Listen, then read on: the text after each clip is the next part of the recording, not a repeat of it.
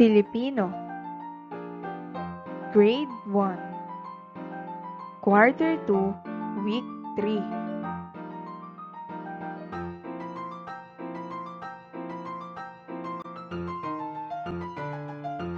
Inilikha ni Victoria Jet Almoro Colmenar.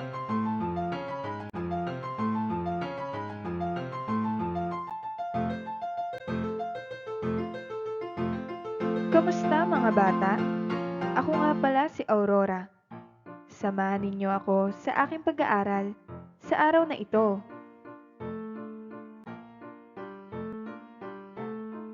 Filipino, Quarter 2, Week 3.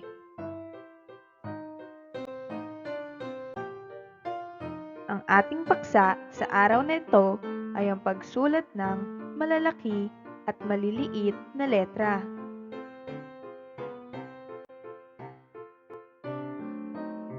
Ngunit bago iyon, magdasal muna tayo mga bata. Sa ngalan ng Ama, ng Anak, ng Espiritu Santo. Amen. Luwalhati sa Ama, sa Anak, at sa Diyos Espiritu Santo, kapara noong unang-una, ngayon at magpakailanman, at sa walang hanggan. Amen. Ngayon naman ay tumula tayo, ang munting bata. Ang munting bata. Kahit ako'y batang munti, pangarap ko'y sari-sari. Paggalang at wastong gawi, ginagawa ko palagi. Sarili ay paunlarin, maling kilos ay baguhin.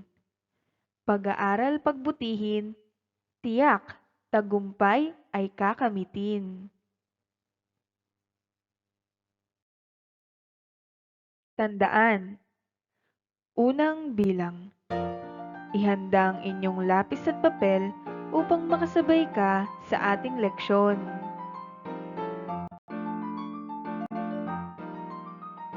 Ikalawang bilang. Ihanda ang inyong module at buksan ito sa pahina 18. Ikatlong bilang. Gamitin ang mata at tenga upang maunawaan ang ating leksyon sa araw na ito.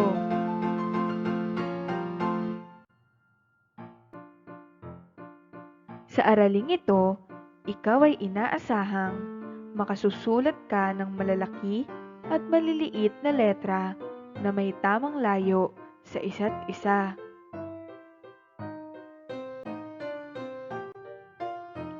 Ang salita ay maaaring magsimula sa malaki at maliit na letra.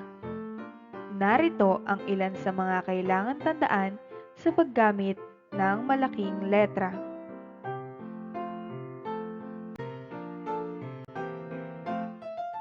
Unang bilang. Gagamit ng malaking letra sa pagsisimula ng pangungusap at ikalawang bilang. Gagamit din ng malaking letra kapag ang salita ay nagsisimula sa tanging ngalan ng tao, pook o pangyayari.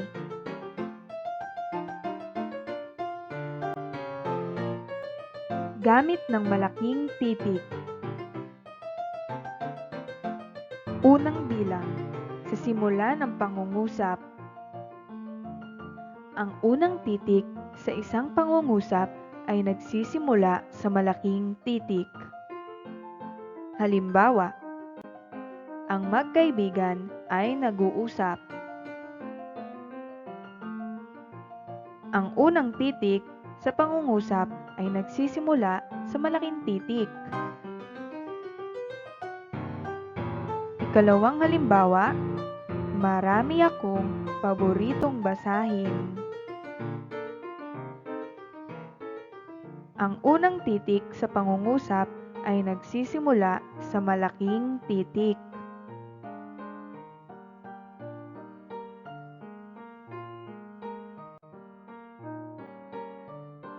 Ikalawang bilang. Sa tiyak na pangalan o noun. Ang lahat na tiyak na ngalan ng tao, bagay, lugar, pangyayari at hayop ay nakasulat sa malaking titik. Halimbawa, Ana. Ang Ana ay ngalan ng tao. Kaya naman ang unang titik nito ay nagsisimula sa malaking titik.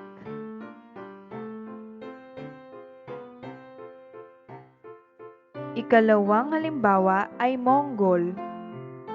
Ang Mongol ay isang uri ng bagay. At ang unang letra nito ay nakasulat sa malaking titik rin.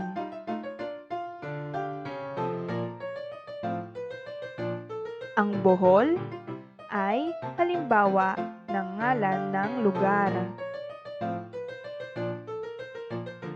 Ang B ay nakasulat sa malaking titik.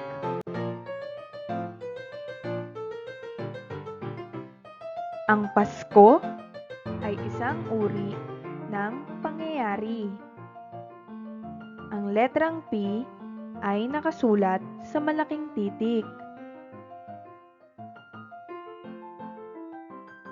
Ang Bantay ay isang ngalan ng hayop. At ang hayop na yon ay aso.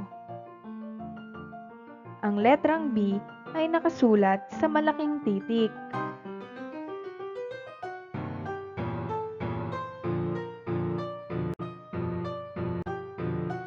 Ikatlong bilang, sa pamagat ng aklat o palabas. Ang mga aklat, ang kwento, ganoon din ang mga palabas ay ginagamit ng halimbawa ng malaking titik. Ang bawat salita ay nagsisimula sa malaking titik. Halimbawa, ang pagbabago sa buhay ng batang si Jose. Ito ay halimbawa ng pamagat ng kwento.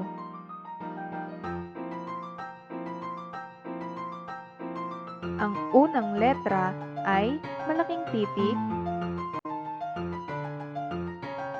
at ang P ay malaki rin ang titik. Ang B ay malaki rin ang titik. Ang isa pang B ay isinulat din sa malaking titik. At ang J ay sinulat din sa malaking titik. Isa pang halimbawa ay ang pluma, isa. Ito ay pamagat ng aklat. Ang unang titik ay nagsisimula sa malaking titik.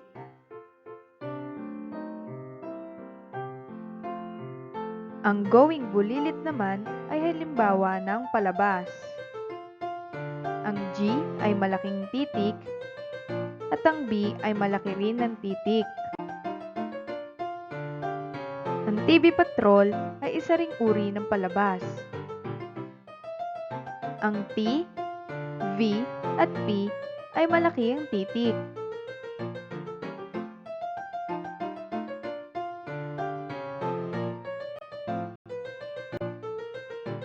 Ikaapat na bilang, sa mga buwan o months at araw o days. Halimbawa, sa buwan, meron tayong Enero.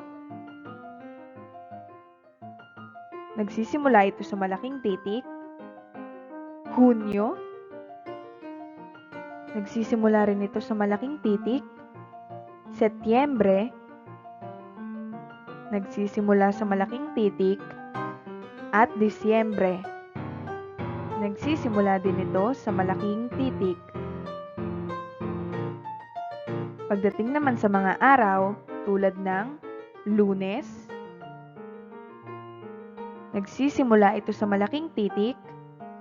Martes, nagsisimula rin sa malaking titik.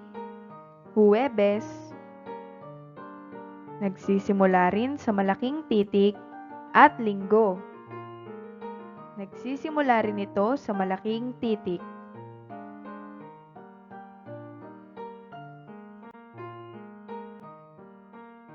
Ang mga malalaking titik ay ginagamit natin sa simula ng pangungusap, tiyak na ngalan ng pangalan, pamagat ng kwento o palabasa, at sa mga buwan at araw.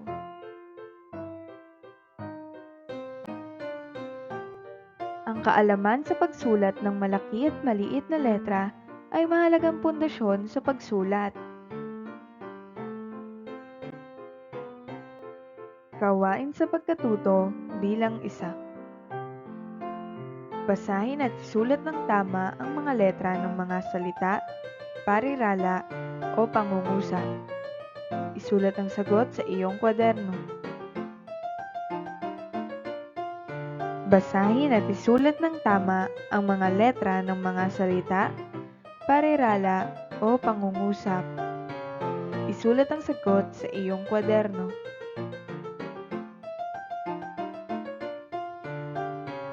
Unang bilang.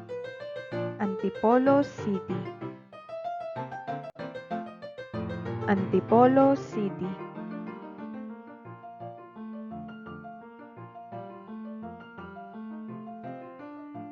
Ikalawang bilang. Leonora Briones. Leonora Briones.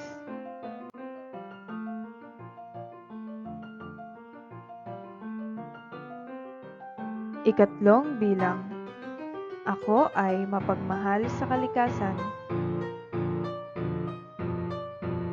Ako ay mapagmahal sa kalikasan.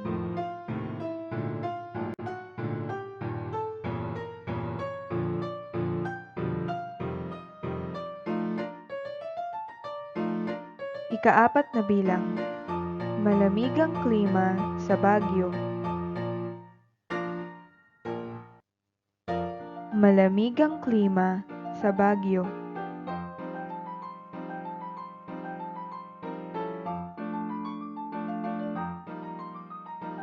Ikalimang bilang. Tayo ay bumasa at sumulat. Tayo ay pumasa at sumulat.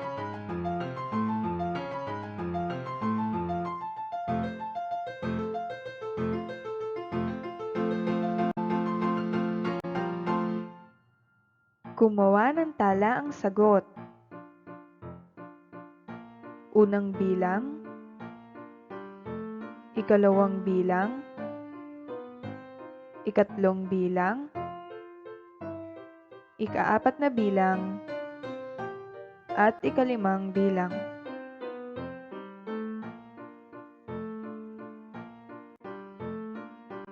Gawain sa pagkatuto bilang 2. Isulat ang mga pangungusap ng may wastong paggamit ng malaki at maliit na letra. Gawin ito sa iyong kwaderno.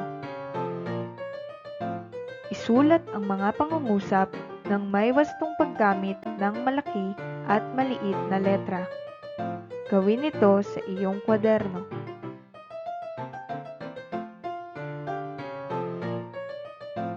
Unang bilang.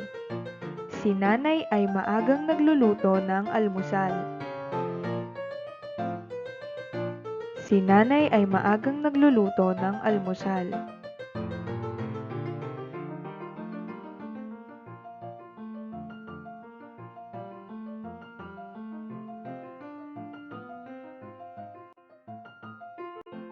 Ikalawang bilang.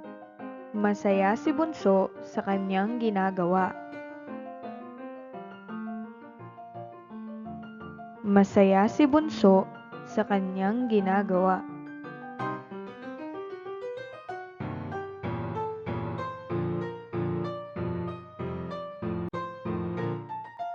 Ikatlong bilang. Mayaman sa kalikasan ang Pilipinas.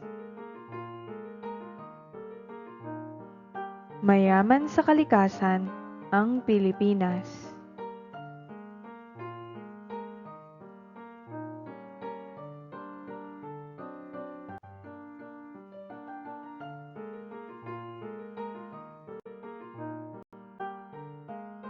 Gumawa ng tala ang sagot.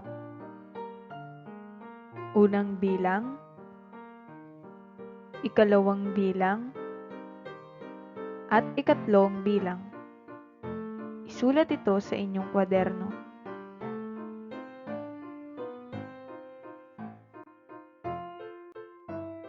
Gawain sa pagkatuto bilang 3. Isulat ang mga pangungusap ng may wastong paggamit ng malaki at maliit na letra. Gawin ito sa iyong kwaderno. Isulat ang mga pangungusap ng may wastong paggamit ng malaki at maliit na letra. Gawin ito sa iyong kwaderno. Unang bilang. Maging malinis sa katawan upang maiwasan ang pagkakasakit. Maging malinis sa katawan upang maiwasan ang pagkakasakit.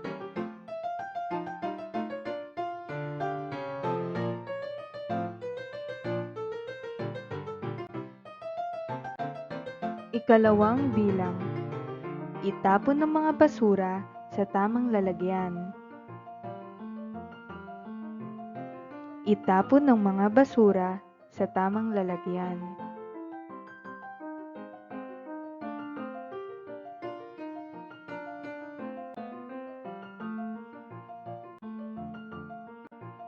Ikatlong bilang. Sagana sa isda ang karagatan. Sagana sa isda ang karagatan.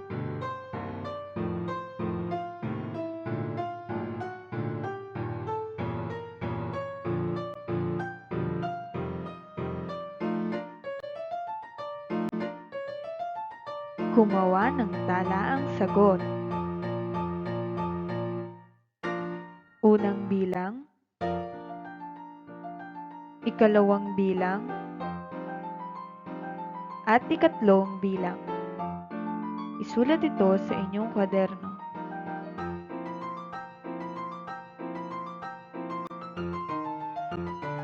Gawain sa pagkatuto bilang 4. Sagutin ang sumusunod na mga tanong.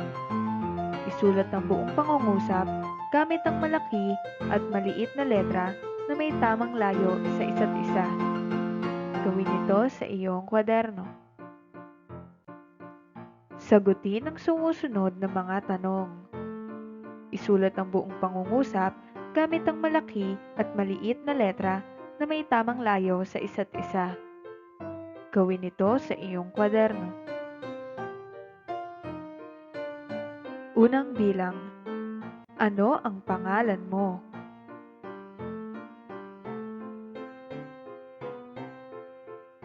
Ano ang pangalan mo?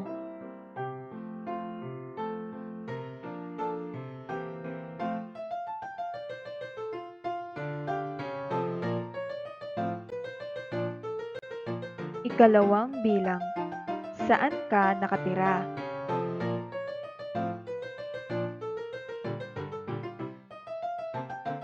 Saan ka nakatira?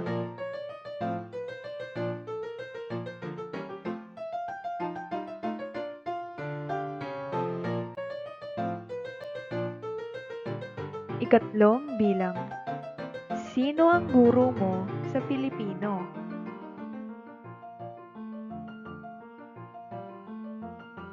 Sino ang guro mo sa Filipino?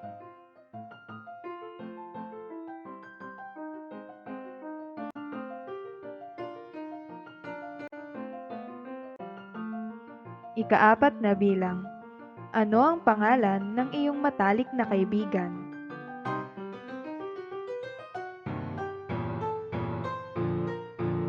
Ano ang pangalan ng iyong matalik na kaibigan?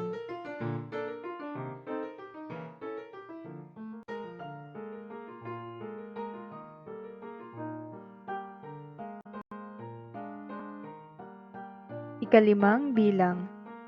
Ano ang pangalan ng iyong paaralan?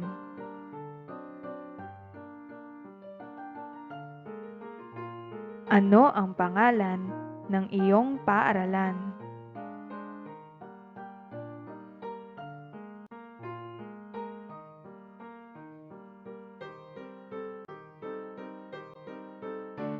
Gumawa ng talaang sagot. Unang bilang, ikalawang bilang, ikatlong bilang, ikaapat na bilang, at ikalimang bilang.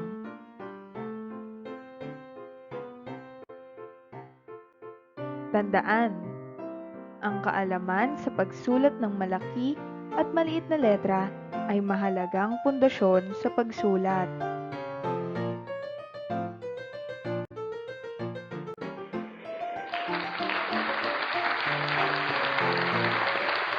Magaling mga bata! Ngayon ay nakatapos na naman tayo ng isang aralin.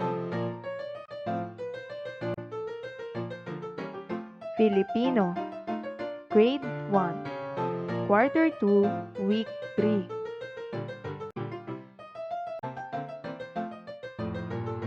Reference: Pivot 4A, Learner's Material. Filipino, Quarter 2, Week 3. Pahina 18 hanggang 19. Paalam mga bata, hanggang sa muli!